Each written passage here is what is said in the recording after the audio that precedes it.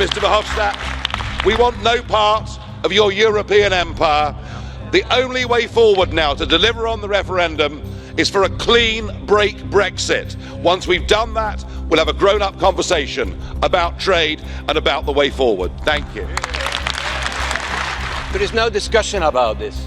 Brexit is bad. It's a bad idea, but it got at least one positive effect. That is to reunite the Europeans and to make the European project, since Brexit, again more popular. That is what we have seen in all the public opinions inside the European Union. The European Union is in turmoil. After the Brexit referendum in 2016, Europe has seen an increase in anti-EU sentiment, which has been driven by factors like economic and political integration into the Union. Euroscepticism is on the rise and the EU is at risk. But what is the reasoning behind it? As an EU citizen myself, I often feel conflicted between the love for my home nation, Ireland, and my own sense of Europeanism. And I'm not alone in this. Every EU state grapples with the same fate, as we try to strike a balance between both the national sovereignty and belief in the European project. To find out why the European Union is in crisis, I'm going to look at how 4 countries are managing their different relationships with the European Union. But before that, I want to get a sense of how the EU works, with someone who actually works at the decision-making table. To understand the issues of working at the EU, I'm speaking to Damien Böselager. Hello, hi, how are you? A German MEP. His pro-EU party, Volt Europa, is new to the European political scene, but has already expanded across the continent. I began by asking him if the rise in Euroscepticism in Europe is pushing the EU in the wrong direction. I think it's a question of whether you see something static or like something outside you move, or whether you think that this is something, the direction is to be decided. I would say there are strong tendencies that are trying to push Europe into, let's say, a more nationalist perspective and disintegration perspective, but they always exist. And what we are trying to do is basically, show that the big problems of our time can only be solved if we work together. And I think who will decide this and who will decide which way Europe will be moving is the silent middle, if you like, and those people that make up the majority of our population that just want to follow a clear vision and understand a clear vision and be explained what the two directions would mean. And this is, I think, our job to do as politicians, but in general, to also show everyone again that they have the power to influence that outcome. Obviously, you work as an MEP, so you're one of the main people trying to debate and sort of decide on sort of European policy and European agendas. Is it frustrating for you that as there's such a wide variety of angles and a wide variety of perspectives that not really much can get done, perhaps as a result of that kind of Euroscepticism and nationalism?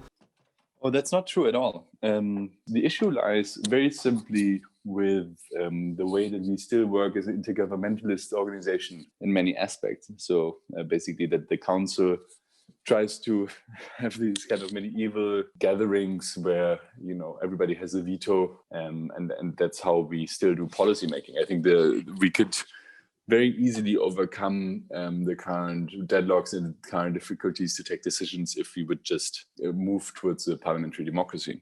And that's where the EU sucks, if I can say that, is where we still have this intergovernmental kind of way of solving things. So what we need is somehow to have a system where we, first of all, obviously have to together decide what we want to be decided on European level, what kind of competences the EU should have. And there I would say, we don't need to change much right now. But then the second question is, how should decisions be taken? And currently, I think we've also seen it with Corona and the vaccination and so on, but also with migration or climate change and so on. We take decisions in a way that is suboptimal, and we could, because we basically still go back to the moment of, an Orban or any other national leader can still block the whole of the EU.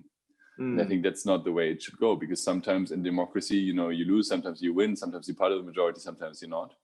And with this vetoing power, we really throughout like many different issues, stop the EU from functioning properly. The EU is sometimes seen as a reactionary actor in international politics, as member states must unanimously agree to sanction those who go against European values. But what happens when one of the offenders is one of their own? Poland joined the European Union in 2004 alongside a slew of countries in Eastern Europe. With a population of nearly 38 million, it is the fifth most populous member state in the EU. Many Poles use the opportunity for free movement to live and work across Europe. However, in recent years, Poland's laws have started to pull away from Brussels. In 2020, the ruling Law and Justice Party passed a law restricting all but basic abortion rights in Poland. Similarly, LGBT-free zones were set up across the country. Protests were held across Poland, but the laws were still passed. In Manchester, where a large Polish diaspora resides, there is growing concern at the rise of Euroscepticism in their country. I spoke to Marzyna Gołączka-Fujawa, a Polish expat who moved to the UK from Krakow. She told me about how difficult it was to adapt to Britain. I working really hard. I start work in the factory on the night shift, so I really was cry. And 12 hours I can't sleep because my husband working in the office, so he just start work on the 9 to 5. And when I finish my shift at 7 morning, I'm come back to home and prepare breakfast for kids and leave kids in the school and back to the sleep. And I have only 4 hours per day for sleeping. And then maybe at 2 I should wake up for the pick up kids for school because it was small. This is not a surprise in the Polish government. This is always have a problem for community. It is always argument. Is normal in Poland. When I live in Poland, this is not problem for LGBT. What problem for people? What happened? I don't know. This is crazy now. And the same we have 1 year ago problem for abortion. When woman is pregnant and one lost kids, and because a woman is not have a decision about that. But always woman did. But pay it for the doctor is not is danger for every woman. Not going to the NHS like here, not take a pill after. You know what this means. So this is sometimes crazy, really. I don't know. It's like I think maybe it's not Poland and African. It's really deep African country.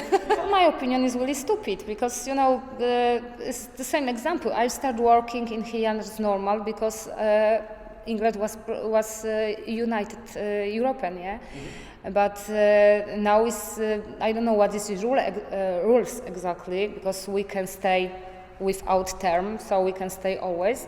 But all new people doesn't come. You have a problem for that. But Polish people have a different country for choose. In example, Germany and French. For this is better salary like Polish. I think this is not good. And the same is the Polish have got many dotation like grants and everything for union. So I don't know when we're finding now money for give back will be more difficult.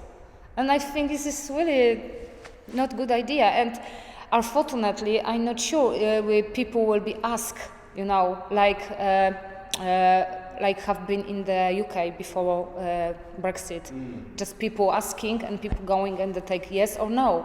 And I think will be maybe Polish people don't have a choice because just president talk, okay, we can go, and that's it.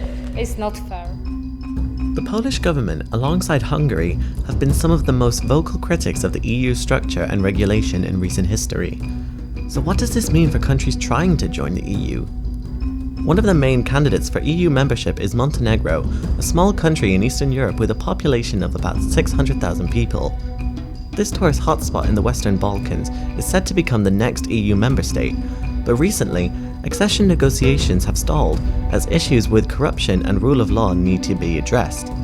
I spoke with Montenegro's deputy chief negotiator Marko Mrdak to find out if anti-EU sentiment in the country is also playing a part in the delay. From the very beginning, let's say since Montenegro regained its independence, our political priority was very clear from the very beginning. That was the NATO membership and the EU membership. As you know, we became a member of NATO in 2017. Now the last remaining foreign political priority is to become a member of the EU.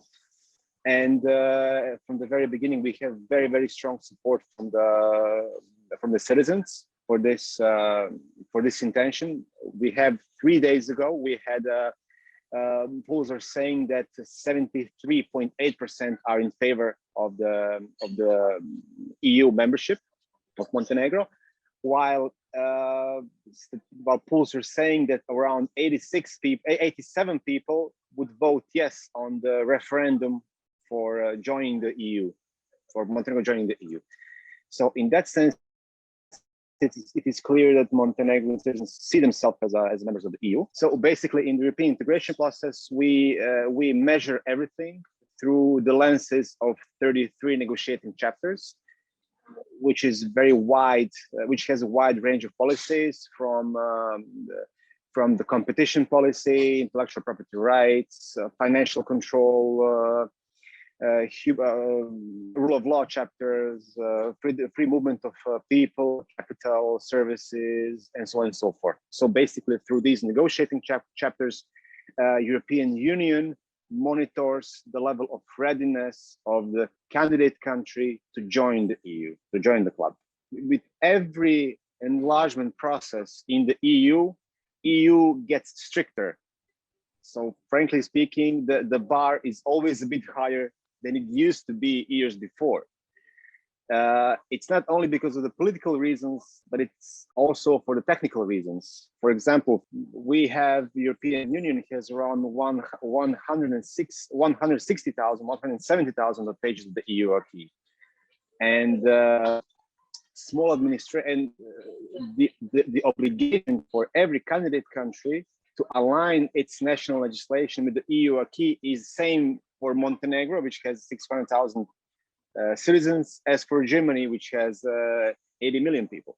So this explains also that in a technical way, negotiations are much harder for the newcomers these days than it was, let's say, 15 years ago, because the legislation, the scope of legislation is much broader today than it was before. There are also some political reasons in terms that the EU member states are much more stricter when it comes to the fulfilling the rule of law criteria, and without satisfying the rule of law criteria, candidate countries cannot manage to close any other chapters before clearly demonstrate that there is a strong improvement in the rule of law area. Changing national laws to fit the EU's strict criteria is a long and arduous task. But when the laws are already aligned, but you are not in the Union, what happens then? Within the UK, there's one nation that clearly wished to remain within the EU, Scotland. In the 2016 Brexit referendum, Scotland unanimously voted in favour of retaining Britain's EU membership, inspired by the sense of unity in the wake of Scotland's own failed independence referendum in 2014. But since then, while maintaining its pro-EU stance, Scotland's place in Europe has been dulled as the Eurosceptic government in London handled negotiations to withdraw from the EU overall. This has left Scotland in a precarious position.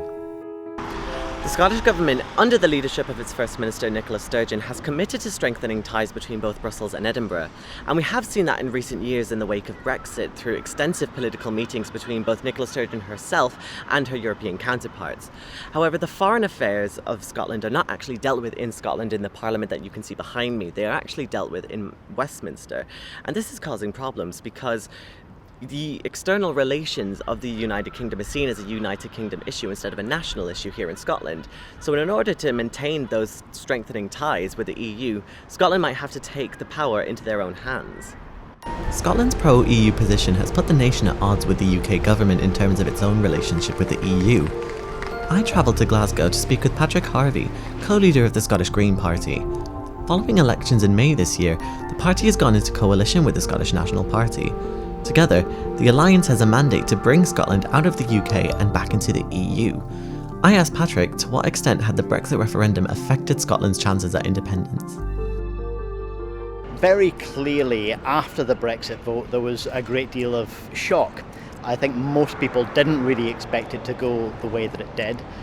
It was obviously on a bit of a knife edge across the whole of the UK, but with such a strong pro-Remain vote in Scotland, there was a real reaction against the idea that we were effectively being dragged out of Europe against our will.